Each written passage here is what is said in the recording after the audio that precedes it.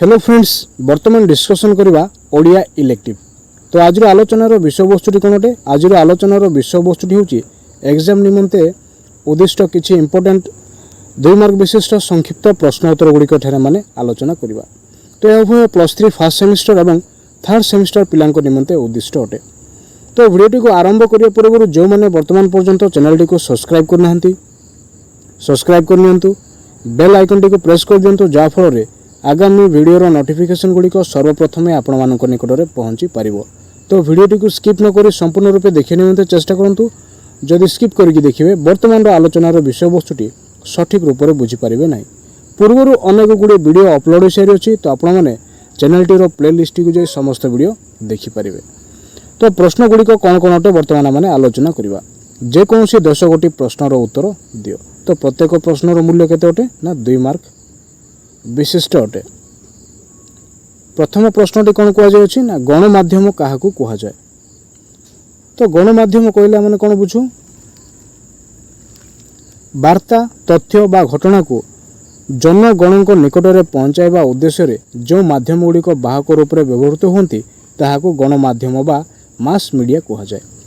तो गणमाध्यम कहले एठार माने कौन बुझू? वार्ता, तथ्य बा घटना को जनगण बा जनसाधारण निकट में पहुँचाइबा उद्देश्य जो माध्यम गुड़िकर आवश्यकता रही थाए सही माध्यम को आम कौन कही था? गणमाध्यम बा मास मीडिया कही था। अन्य अर्थरे जहाँ को अवलंबन करी गोटे ज्ञातव्य विषय एका संगरे बहु लोकों पाखरे पहुँचा जाई थाए ताहाको गणमाध्यम कहुए। तो अन्य अर्थरे गणमाध्यम कहला माने कौन बुझू ना अन्य अर्थरे जहाँ को अवलंबन करी गोटे ज्ञातव्य विषय एका संगरे बहु लोकों पाखरे पहुँचा जाई थाए ताहाको आम कौन कही था? गणमाध्यम कही था। द्वितीय प्रश्नटी कौन अटे? द्वितीय प्रश्नटी होची गण जोगाजोगर सर्वोत्तम माध्यमटी कौन?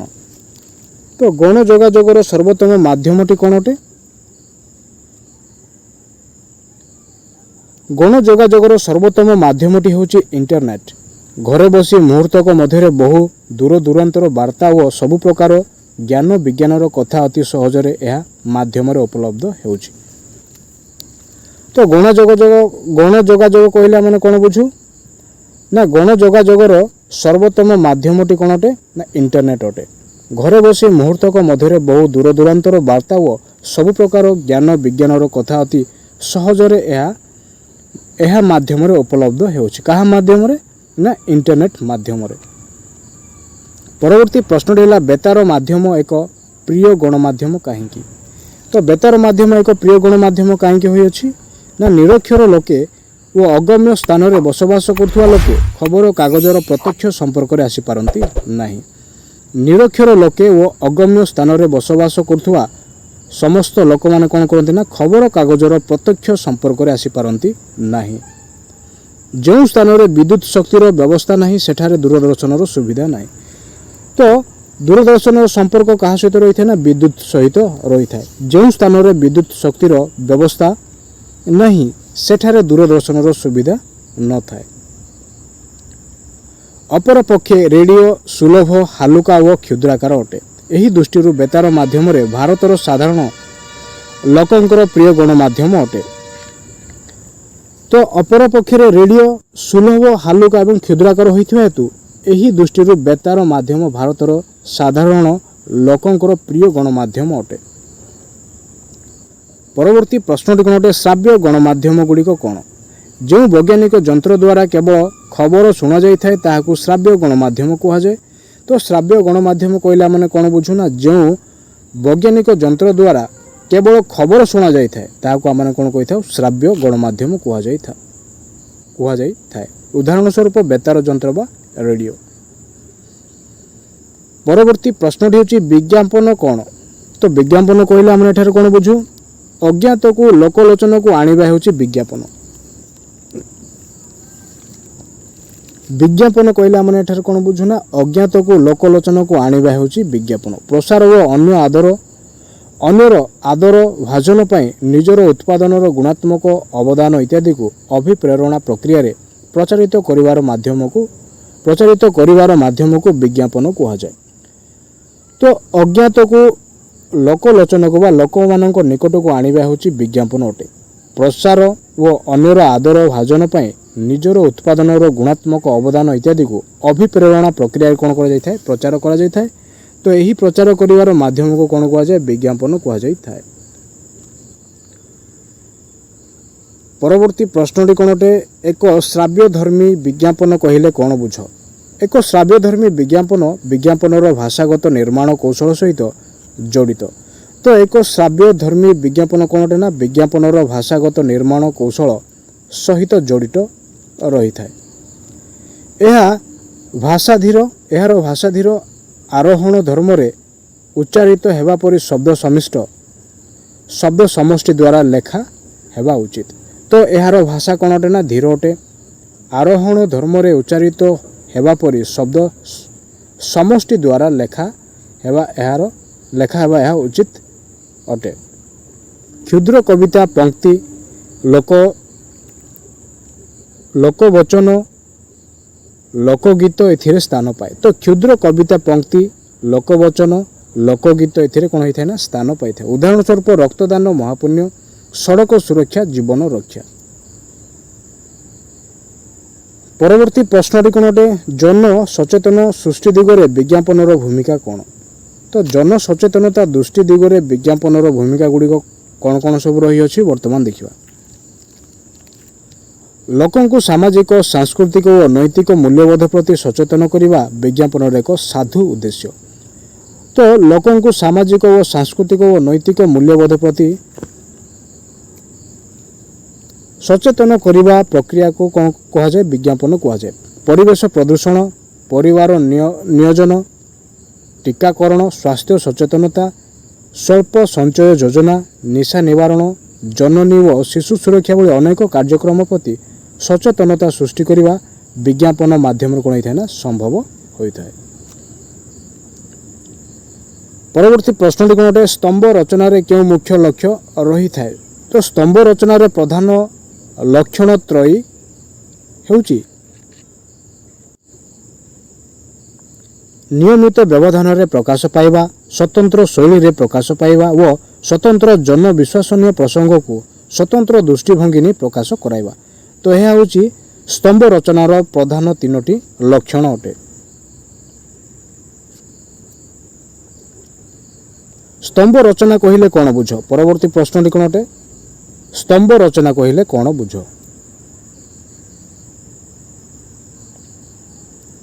निरस स्वधर्मी तथ्य को भावात्मक व आवेगात्मक करिवार सहज सरल व सरस उपाय होची स्तंभ रचना। तो स्तंभ रचना कहला माने एठार कौन बुझू निरस स्वधर्मी तथ्य को भावात्मक व आवेगात्मक करिवार सहज सरल व सरस उपाय होची स्तंभ रचना। यह एक विचारात्मक लेखन अटे। तो यह कौन अटे ना यह एक विचारात्मक लेखन बा लेखनी अटे। परवर्ती प्रश्नटी कौन अटे झिटिपिटी कहे यह क्यों संवाद पत्र रे प्रकाशित होइथिला। समाज रे प्रकाश पाइथिबा झिटिपिटी कहेर लेखक हेले अणाकार राधानाथ रथ। झिटिपिटी कहे यह क्यों संवाद पत्र रे प्रकाशित होइथिला ना समाज संवाद पत्र रे प्रकाशित होइथिला। तो यार रचयिता किए अटंती यार रचयिता होचंती अणाकार राधानाथ रथ। फीचर कौन यह इंग्राजी रे क्यों शब्द आनीत। संवाद स्तंभ रे केवल घटनार विवरणी प्रकाश पाई थे। तो संवाद स्तंभ रे कौन होता है केवल घटनार विवरणी मान ही प्रकाश पाई थे। फीचर प्रबंध रे घटनार विवरणी सह ताहार ऐतिहासिक भित्ति पटभूमिर विवरणी तथा मानवीय संवेदना प्रकाश पाई थे। तो फीचर प्रबंध रे घटनार विवरणी सह ताहार ऐतिहासिक भित्ति पटभूमिर विवरणी तथा मानवीय संवेदना प्रकाश पाई था। फीचर प्रबंध को साधारणतः संवाद और संपादकीय टिप्पणीर सम्मिश्रण बोली कहुए। तो फीचर को कौन कहुए साधारणतः संवाद और संपादकीय टिप्पणीर सम्मिश्रण बोली कहुए। जेकोसी विशेष प्रसंग ऐतिहासिक स्थान बृहत योजना संपर्क में फीचर लिखा जाए। तो फीचर क्यों समस्त विषय प्रति ଦୃଷ୍ଟିରେ ରଖି ଲେଖାଯାଇଥାଏ ନା ଯେକୌଣସି ବିଶେଷ ପ୍ରସଙ୍ଗ ଐତିହାସିକ ସ୍ଥାନ ବୃହତ ଯୋଜନା ସମ୍ପର୍କରେ ଫିଚର ଲେଖାଯାଇପାରେ। ଭଲ ଫିଚର ପାଇଁ ମୁଖ୍ୟତଃ ଶୈଳୀ ଅଗ୍ରଲେଖ ବିଷୟବସ୍ତୁ ତଥ୍ୟ ଏବଂ ଉପସଂହାର ଉତ୍ତମ ହେବା ଆବଶ୍ୟକ। ତ ଉତ୍ତମ ଫିଚର ପାଇଁ କେଉଁ ସବୁ ମୁଖ୍ୟତଃ ଆବଶ୍ୟକ ରହିଥାଏ? ଶୈଳୀ ଅଗ୍ରଲେଖ ବିଷୟବସ୍ତୁ ତଥ୍ୟ ଏବଂ ଉପସଂହାର ଉତ୍ତମ ହେବା ଆବଶ୍ୟକ ରହିଥାଏ। ଇଂରାଜୀ ଲେଟର ଶବ୍ଦର ଅଭିଧାନର ଅର୍ଥ କ'ଣ? ଅଭିଧାନିକ ଅର୍ଥ କ'ଣ? ତ ଇଂରାଜୀ ଲେଟର ଅଭିଧାନିକ ଅର୍ଥ ହେଲା ପ୍ରେରକ ବା ପ୍ରାପକ ଉଦ୍ଦେଶ୍ୟରେ ପ୍ରେରିତ ଏକ ଭାବ ବିନିମୟାତ୍ମକ ସମ୍ବାଦ। ତ ଇଂରାଜୀ ଲେଟରର ଅଭିଧାନିକ ଅର୍ଥଟି ହେଉଛି ପ୍ରେରକର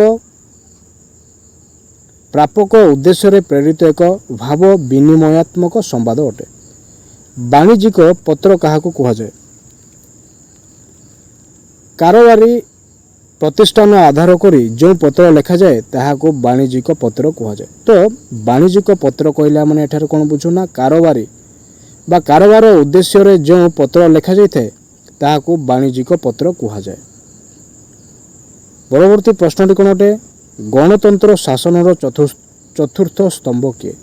ତ ଗଣତନ୍ତ୍ର ଶାସନର ଚତୁର୍ଥ ସ୍ତମ୍ଭ ହେଉଛି ସମ୍ବାଦପତ୍ରକୁ ଗଣତନ୍ତ୍ର ଶାସନର ଚତୁର୍ଥ ସ୍ତମ୍ଭ କୁହାଯାଏ। ତ ସମ୍ବାଦପତ୍ର ହିଁ କ'ଣ ଅଟେ ନା ଗଣତନ୍ତ୍ର ଶାସନର ଚତୁର୍ଥ ସ୍ତମ୍ଭ ଅଟେ। ପତ୍ରର ଭାଷା କିପରି ହେବା ଉଚିତ? ପତ୍ରର ଭାଷା ସରଳ ସଂକ୍ଷିପ୍ତ ଓ ଭାବଦ୍ୟୋତକ ହେବା ଉଚିତ। ତ ପତ୍ରର ଭାଷା କିଭଳି ରହିବା ଉଚିତ? ପତ୍ରର ଭାଷା ସରଳ ସଂକ୍ଷିପ୍ତ ଓ ଭାବଦ୍ୟୋତକ ହେବା ଉଚିତ ଅଟେ।